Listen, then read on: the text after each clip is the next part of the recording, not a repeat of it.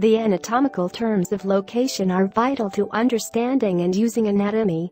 They help to avoid any ambiguity that can arise when describing the location of structures. In this video, we shall look at the basic anatomical terms of location and examples of their use within anatomy.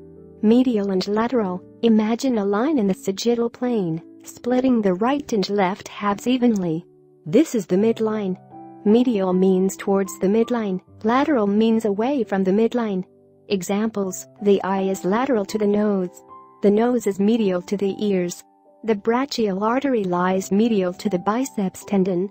Anterior and posterior. Anterior, ventral, refers to the front, and posterior, dorsal, refers to the back.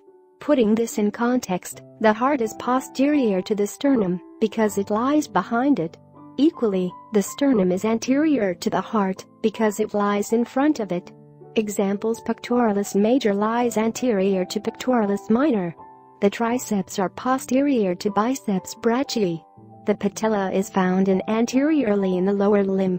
Superior and inferior. These terms refer to the vertical axis. Superior means higher, inferior means lower. The head is superior to the neck.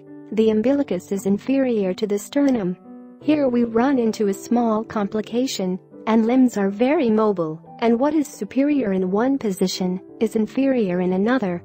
Therefore, in addition to the superior and inferior, we need another descriptive pair of terms. Examples: the shoulder joint is superior to the elbow joint. The lungs are superior to the liver. The appendix is inferior to the transverse colon.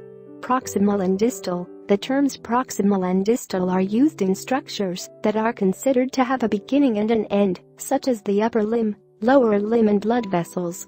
They describe the position of a structure with reference to its origin. Proximal means closer to its origin, distal means further away.